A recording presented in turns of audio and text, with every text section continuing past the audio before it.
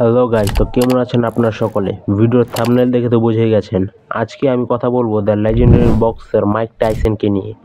আজকে আমি বলবো কেন সে এখন পর্যন্তকার সকল ফাইটিং লেজেন্ডদের মধ্যে সবচেয়ে বেশি স্ট্রং এবং পাওয়ারফুল।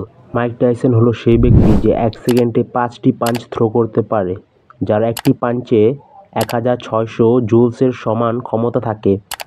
অর্থাৎ সে 1600 জুলসের সমান ক্ষমতা দিয়ে একটি পাঞ্চ থ্রো করতে পারে। এই কথা শুনে অনেকে বলবে কি ব্রুস লি তো মাইক টাইসনের চেয়ে বেশি ফাস্ট ছিল, সে 1 সেকেন্ডে 20টি পাঞ্চ থ্রো করতে পারতো, অর্থাৎ ব্রুস লি মাইক টাইসনের চেয়ে বেশি পাওয়ারফুল। কিন্তু এখানে আমি স্পিডের কথা কখনো বলিনি, এখানে আমি বলেছি কেন মাইক টাইসন সকল ফাইটিং লেজেন্ডদের সবচেয়ে বেশি পাওয়ারফুল এবং স্ট্রং, এবং প্রত্যেকবার কেন সেই জিতবে যে কোনো ব্যাটেলে।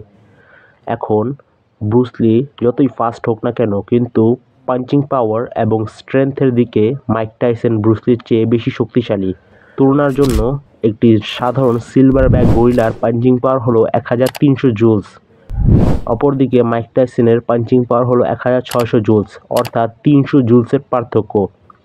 অর্থাৎ যত শক্তি দিয়ে একটি সিলভার ব্যাক গরিলা আক্রমণ করবে, তার চেয়েও বেশি শক্তি দিয়ে মাইক টাইসন আক্রমণ করতে পারে।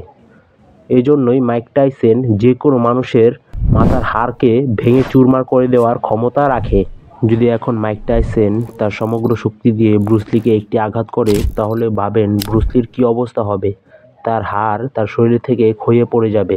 এখানে আমি মাইক টাইসন ও ব্রুস লির মধ্যে কোনো তুলনা করতে চাচ্ছি না, কারণ মাইক টাইসন পাওয়ারের দিক দিয়ে ব্রুস লি থেকে এগিয়ে থাকলে, ব্রুস লি স্পিড এবং রিফ্লেক্সের দিক দিয়ে মাইক টাইসনের চেয়ে এগিয়ে আছে। তাই এই ব্যাটেলটা কোনো দিকেও যুক্তিযুক্ত নয়। কিন্তু তবুও এটা মানা যায় কি মাইক টাইসনের অনেক বড় একটি চান্স আছে কি মাইক টাইসন ব্রুস লিকে হারিয়ে দিবে কোনো ফাইটে। এই দুজনকেই এক এক করে হারাতে পারবে এমন একটি ব্যক্তিত্ব, যাকে আমি এই ভিডিওতে আনতে চাইনি, কারণ সে কোনো লেজেন্ড নয়, সে হলো GOAT, greatest of all time. সে হলো the one and only Muhammad Ali. সে এমন একটি ব্যক্তি যার কাছে সারেন্ডার করেছে, দুজনেই তার সামনে সারেন্ডার করেছে এবং বলেছে কি সে খুবই সহজে তাদেরকে হারাতে পারত। আসলে প্রাইম টাইমে মোহাম্মদ আলী খুবই সহজেই এক এক করে দুজনকে হারাতে পারত। যদি আপনারা চান আমি মোহাম্মদ আলীর উপর একটি ডেডিকেটেড ভিডিও বানাই, তাহলে অবশ্যই কমেন্ট বক্সে মোহাম্মদ আলী লিখে দিন।